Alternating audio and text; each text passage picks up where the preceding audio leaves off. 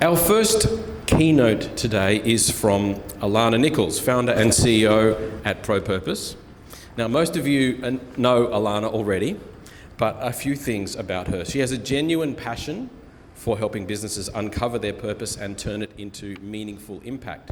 She's been in business for more than 20 years with her husband Josh, and they're on a mission to build the world's largest profit for purpose movement, with 70,000 SMEs generating $1 billion in social impact by 2035. Today she's going to speak to us about revolution in generosity. So without any further ado, please welcome to the stage, Alana Nicholls.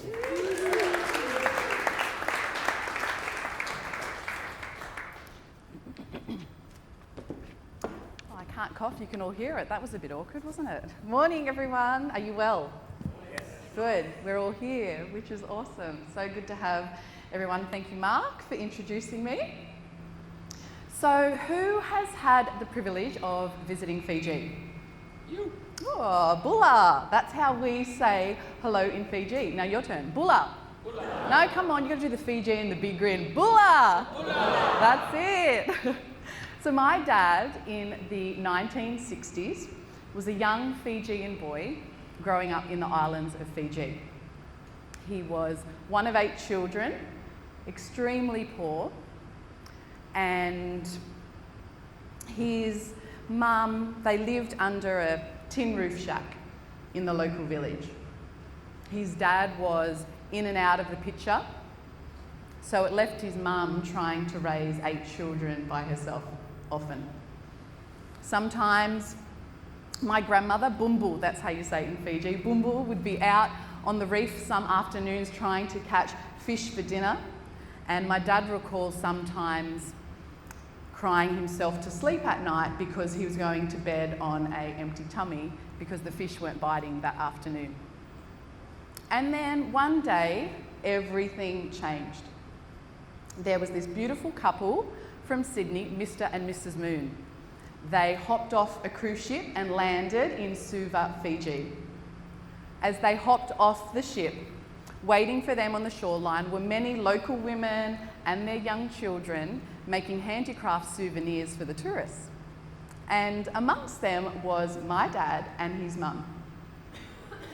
And one thing about my dad, which has always been his superpower, is this big, wide Fijian grin. I'm talking the big open mouth, the teeth, the sparkling eyes, and Mr. and Mrs. Moon were drawn right in. My dad's job was to carve the tourist names in a wooden sword. Has anyone had one of those when they've gone to Fiji? One of the wooden type? Yeah, that was his job, was carving in the tourist names. And so as he was there and engraving Mr. and Mrs. Moon's name into their sword, this divine moment of providence happened, where they chose to pay for his entire high school education. Just like that, a young boy was taken out of poverty and placed into one of the best boarding schools in Fiji and given an opportunity to flourish. A few years later, they flew him here to Sydney for a 2-week holiday. This young 16-year-old boy hops on this big white, like he's come from the village, a big white plane, red kangaroo on the side of this plane, lands here in Sydney. I'm sure they brought him to see this bridge, and his eyes were wide open as he got an opportunity to see this amazing country. After that trip, they helped him get a trade apprenticeship at the London Guild of Carpentry and Joinery in Fiji. It was an opportunity to get a trade qualification that would be accepted in any country of the Commonwealth. It was such a gift. And then by his 20s, he made his way back here to Australia. He came and worked as a carpenter. And like all island boys, when you come to Australia, where do you think the first place is that he went? Where do you think? The beach. Where else? The pub. Close. The nightclubs. And so on one fateful night in the early 80s, he met this young, blonde Northern Beaches girl. They fell in love, And not long after that, a young girl was born, and that was me. I'm literally here on this planet because a couple chose to be generous to a young sword seller. Or, you know, it was also the 80s at a nightclub, so I'm thinking like a few fossil lagers and, you know, Southern Comforts and Cokes. I often wonder, did the Moons come off that cruise ship with an intention to find a child and transform their life? Or was it literally a marked moment where a holiday turned into a date with destiny? Sometimes we have no idea what's on the other side of our yes as we choose to live a generous life. You know, Mr. and Mrs. Moon, they never got to see the extent of the fruit of their generosity. They didn't get to see my dad flourish and build a life as an adult here in Australia. They didn't see him fall in love and marry an Aussie girl. They didn't see the family that he built. They didn't get to see the business that he started here in Sydney, Bulla Constructions. They didn't get to see he was able to then send his children to the local private school. But sometimes we just don't know what's on the other side of that generosity. But on that afternoon in 1966, I'm sure a warm afternoon in Fiji, they had no idea when they said yes to generosity what seeds of destiny they were starting to cultivate within a young boy. That young boy who had a young girl who now stands before you today on this mission to walk alongside you all and others to come on this mission of creating a revolution of generosity amongst Australia's small and medium businesses. The ripple effect of generosity is huge. Right now, in our family, it's full of teenagers. Anyone else got a household full of teenagers? Who remembers a household of teenagers? Who's like not there yet but preparing yourself for the household of teenagers? Or you may not even have children yet, but you definitely have connection with teenagers, whether they're nieces, nephews. Some people in our team probably were teenagers not that long ago. But one thing we all know about teenagers is they speak a different language, right? And they come home or in the car and they're saying random words that you think, okay. One of those words that's come up in our household is the word ick. Has anyone heard of ick? It's like, oh mum, that's so ick. Ick is like yuck, gross, non-desirable.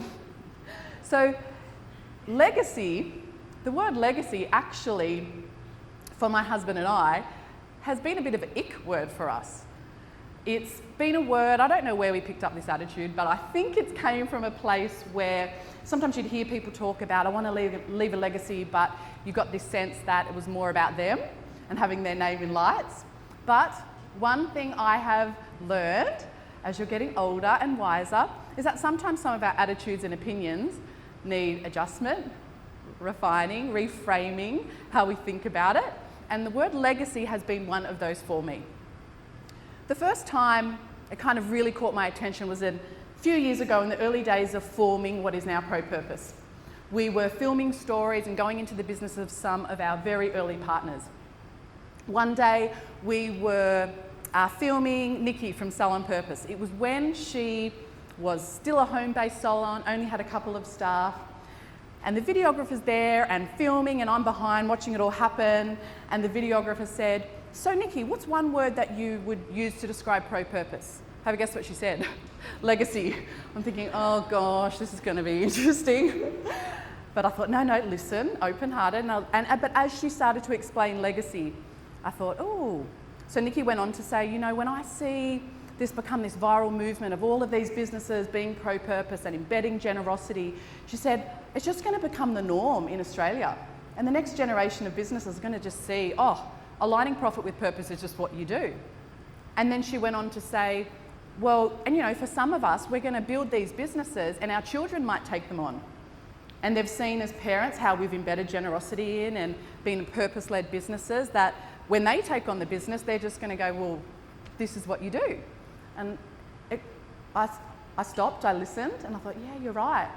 And to be honest, I'd only ever really thought of what the next 10 years of Pro Purpose would look like. It's a big vision that we have, but then here's Nikki going beyond that for the generations, and I thought, oh, Alana, yeah, lift your eyes. This is not just about the next decade, this goes beyond. Then fast forward to this year, and I'm at a industry event for Helping Hands television program. For those that may not know, last year we were given the opportunity to be a part of Channel 9's Helping Hands show. And we had 3 episodes, went to different pro-purpose businesses and filming their story. And so I'm at an industry event this year, and the producer of the television show says, oh, we've got some exciting news. We've got a new partnership with this education organisation, and what they're going to be doing is getting the show of Helping Hands, turning it into a curriculum, sending it into schools, and students will be talking about what they see on this program. This program is all about businesses and organisations and individuals that are making the world a better place. Then he went on to explain and give an example. He said, for instance, there will be Year 10 students in business studies in Ipswich or Gungahlin in ACT, and they'll be in a classroom, they'll be watching an episode of Pro Purpose Partners in class, then they're going to discuss it as students and then write essays, and I'm thinking, oh, this is like what Nikki saw. And I'm like, that's legacy. And then this year, I had another moment where legacy caught my attention. And so my dad, the big smile, who recently had a really devastating stroke. So at a young age, he's been put in a nursing home, paralysed all on his right side, can't walk, can't talk, wears a nappy. He's existing in a failed body. So every Monday I would go and visit him and spend time with him, and it was really emotionally, it's hard to be in that position. I'm sure some of you have experienced looking after ageing parents, and it came very quickly for us. And so Mondays I would spend time with him, and it's hard, it's emotionally draining, seeing your dad like that, trying to have a one-way conversation and carry it. He can hear and understand, he's just trapped. But he still has this big smile and the laugh, so I try and be funny sometimes. Sometimes it works, it does. And he's laughing and joyful. But it's hard, and one day I was thinking, how can I make this a bit more enjoyable? And I had this idea, and I thought, I came in one day and he was in it's like a hospital bed in his room, and he was in the bed because he wasn't feeling well. And I said to him, oh, Dad, you know what? I think I might go and get my laptop, and I'm going to do some of my Zoom meetings next to your bed. Now, you know, being in a nursing home at a fairly young age, not being able to communicate, talk with anyone, it would be very boring. That would be one of the adjectives I'd use. There'd be lots, but one would be boring. So I thought, maybe I can just sit with him and he can just hear what I'm doing. And he's always loved this impact of Pro Purpose and what we're doing together. You know, for me personally, my conviction and commitment to generosity has been something that was modelled to me from my parents, really being very open-handed with all forms of generosity, especially money as well. And so he can understand, and sometimes he'll say yes and try and engage, like, yeah, do that. So I came and I brought the laptop, and my first meeting was Beck from Love Mercy. Where's Beck? You wouldn't even know Beck. So I was there, because isn't Zoom good how you can do the background? It was blurred. She didn't know I was in a nursing home. So I'm there, and we're having our meeting, and our quarterly meeting to see what's going on with our Water Wells and Maternity Co project. And I'm there next to Dad, and I'm chatting with Beck, and I'm holding Dad's hand and squeezing it. And you should have seen his face. He's like listening to Beck talk about all the things, and his eyes are lighting up, and I could see his hands are up, trying to, I don't know what he was figuring out, but he was figuring out stuff, and just really engaged, and we was having a great time. And then I went from that Zoom into the next one, which was Tilly. Where's Tilly? Beautiful Tilly. You didn't know this either, Tilly. Me and Dad, we were doing a Zoom with you. So Tilly is building their Purpose Pledge. They had just joined Pro Purpose, and I didn't know what she was going to build. And then, what did you build in the end? You're doing education. And so we're there and building a pledge. We've got the calculator out. My dad's a maths guy too, so I think he was doing it with his hands, trying to figure out what this pledge is. But he was just like leaning excited. I could tell he was trying to communicate. And we build this pledge, and every time in between each Zoom call, I'm chatting with him and I'm filling him in. And you could see his eyes were just like beaming, loving it. And I remember driving away from the nursing home and just thinking, oh, that was super cool. Like Dad and I got to connect over something that was really meaningful. Can't quite communicate, but he's fully getting it. And I could just see he had this huge smile, and I think I could just tell there was this sense that he was seeing the next generation create something around embedding generosity. And I remember driving away and I thought, that's what legacy is. When he's in a body now that's trapped, that's failing him, existing until the end, really, if I was to be honest. But to be in that environment and to see that, I thought, that's what legacy is.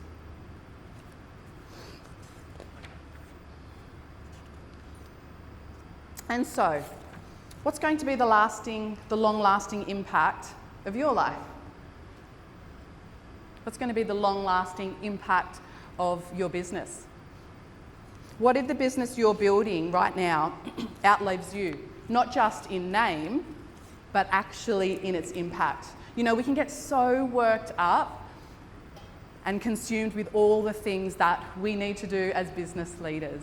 The strategic stuff, the budget stuff, the team things, the goals, the strategic plan. But when it's all said and done, really, like, what is the impact of our life and our businesses?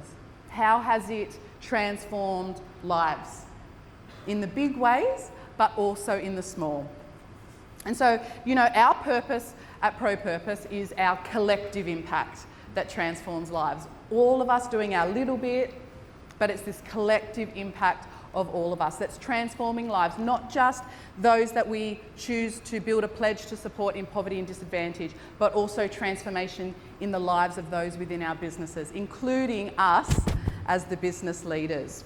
And so over the next decade, this is what we see in this collective impact is 70,000 small and medium businesses across Australia creating $1 billion in social impact by 2035. When we look at Australia right now, there are 2.6 million businesses in Australia.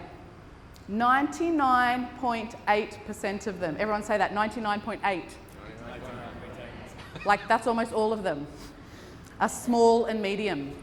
So where are you and your business in this picture? You can see 97% of all the businesses in Australia are small businesses, less than 19 employees. There's two metrics we measure businesses on. Less than 19 employees or less than 2 million in sales, 10 million in sales. That's what's considered a small business in Australia. Or medium business, 2% of them in Australia are medium, where it has 20 to 200 employees, or 10 to 250 million in sales. That's who we are, ProPurpose, is the small and medium. That's who we are gathering together and uniting to create this ProPurpose movement. Turning Australia's SMEs, small and medium businesses, into this powerful force for good. So when we talk about all of these businesses scattered all across Australia that are ProPurpose, this is actually what I see when we look at ProPurpose. It's this dandelion flower that has seeds that disperse and then it turns into a field. This is visually what a revolution in generosity looks like. You know, when you look at a dandelion, so our icon in the ProPurpose logo, where is it? Just there, is a dandelion. You may not have known that, but that's actually what the ProPurpose logo is. It's a dandelion. And a dandelion actually goes on its own transformation itself. You know, like often, you know that flower where you go, make a wish? That's the dandelion. But it first starts as a yellow flower. After 2 weeks of flowering, a dandelion actually goes on its own transformation. It actually goes inward for a bit. On that note, who's ever felt like they've been in a season where you just feel like you just got to go in for a bit? Yes? That's a season of transformation, just letting you know. Those seasons of, but then what comes out and emerges is amazing for actually what you're called to do next. Whole nother side note. However, this is what a dandelion does. Yellow flower, 2 weeks, goes in. Ooh. But then what actually transpires and what transforms into is that white parachute sphere that you see. And then as it turns into that beautiful white sphere, the leaves go back, it brings out this parachute. Then what happens, there are some seeds, because that's a flower, a seed head, they call it, the white thing that we go on. That white, there are mature seeds on that, which actually have these like white parachutes. If I go back to that previous one, you can see them here. No. Let me press play. Watch this, these mature ones. See those little parachute cool things they've got? That's what happens. They go, disperse, and then plants. This is how a revolution happens. So that's the dandelion. This is what ProPurpose is. And nature's got such a cool way of actually, we can learn so much from nature about seasons, about struggle, about health. There's so much stuff. And so this morning I just wanted to share with you 3 things about dandelions that we'll be talking into the DNA of what this ProPurpose movement is as a collective, but I want you to see this for yourself as an individual. Whether you have already joined ProPurpose or not yet, this is applicable to all that feel called to be a purpose-led leader, which I know all of you in this room, if you're here, that is actually a desire for you. And so 3 things about dandelions. The first thing is that you carry and release seeds. You may right now be carrying seeds of hope, seeds, I've gone too far, seeds of hope, could be seeds of wisdom, seeds of experience, seeds of purpose, seeds of generosity. And you may be holding something right now that might be in that precious seed form. Or you might have something right now in your hand that's fully matured, ready for the wind to go and release it. But regardless of what season you're in right now, I wanted to encourage you all today that you all carry something. Each and every one of you. And it's meaningful, and it's good, and the world needs it. The second thing about a dandelion, which we can learn about ourselves, is that you have deep roots that benefit others. So a dandelion has what we call a deep taproot. So when you think of roots of a plant, and sometimes, can we see them here in the middle of our table? Sometimes they can be kind of thin. A dandelion's not that. It's got a very deep taproot. So imagine the root of a dandelion is like a carrot. So when you talk about root vegetables, literally that's the root, like a carrot. When we eat a carrot, we're eating the root. So a dandelion has that. It's large and it goes deep. And one of the things about having deep taproots like a dandelion is that it brings up nutrients and it brings up moisture much better than plants that have shallow roots. And so for many of you, I want to encourage you that you have roots that go deep and they actually bring up nutrients. They actually bring up moisture that's for the benefit of others. Dandelions, that moisture and that depth of nutrients that they bring up to the surface, actually, this is what they do in the ecosystem. And ProPurpose, I want to say to you, this is what we do in the ecosystem of Australia's businesses, is that it actually benefits neighbouring plant health. Do you know that the fact of where your business is situated and wherever it's planted, you are actually bringing health to those that are around you? Another thing of dandelions is that they also improve the soil quality because of their deep taproots. They improve the soil quality for generations where that plant's present used to be. And I think, whoa, our businesses actually will benefit generations because of where we once were. And the third thing is that they break up hard soil, which benefits other plants. And so businesses today, I wanted to encourage you that when your roots are deep, grounded in really good things, it actually will break up hard soil. Things that you think are impossible. Watch to see as things turn. I want you to turn to your neighbour and say, "You're not shallow." Now talk now, all right, to your least, all right. And then to your other one that was your least favourite that you didn't choose to, go to them and say, you are deep.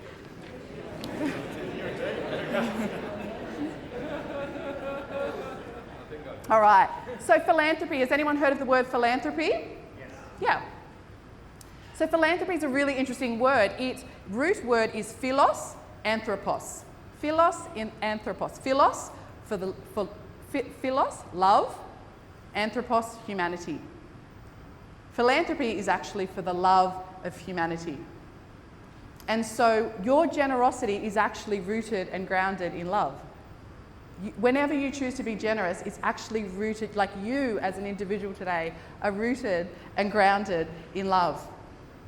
You know, and that's why it feels good, because it comes from that deep, deep place. And so as leaders here today, business leaders, non-profit leaders, sometimes we find, though, I'm sure we can all relate, is that sometimes it doesn't always feel good, does it? Leadership and the stuff. And sometimes it's not always rosy, things happen. But what we tend to find when we're in these situations where it's not all great is things rise to the surface. And what I found in the leadership journey is that when things rise to the surface, it often will reveal what's going on down deep. And so when I talk about generosity and say it's rooted and grounded in love, sometimes we find ourselves in other areas of our leadership journey where we're seeing, ooh, this is coming from a place that's maybe not the right place. So for instance, a few weeks ago I was in an immense season of, I figured out it was pressure. And I was realising some of my strategic ideas, some of my feelings, a whole bunch of stuff. I'm like, oh, this isn't good. And I realised, all of this stuff was coming up, rooted and grounded in something that wasn't good. You know, some of the things that we can sometimes find ourselves rooted and grounded in could be pressure. For me, I realised that's what was going on. Some of how I was thinking, strategizing, behaving, all of the things was rooted and actually grounded in pressure. And I'm like, ooh, that's not good. Sometimes it can be pressure. Sometimes we can be doing business decisions based on appearances, rooted and grounded in how's this going to make me look.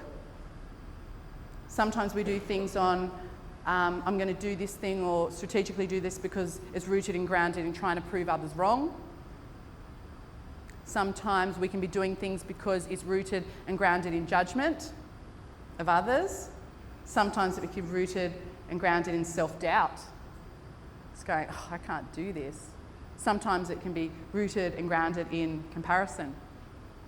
And so this morning, just for a minute or so, I'm going to get you would have seen your name cards here. That has your name. And it's really cool because it says, plant me. I'm embedded with, what does yours say? What seeds is on yours? Chamomile. Oh, nice. Mine says flowers. I saw oregano was one of them. So this is actually your keepsake to take home to plant. But what I actually want you to plant, I want you to write something on the back of it now.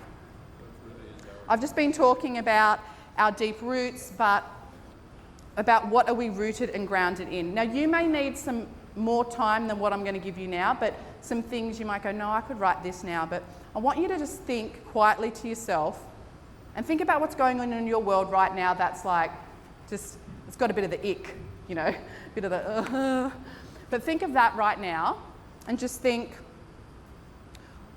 where's that, what's that feeling, or what's that attitude, or what am I not loving right now?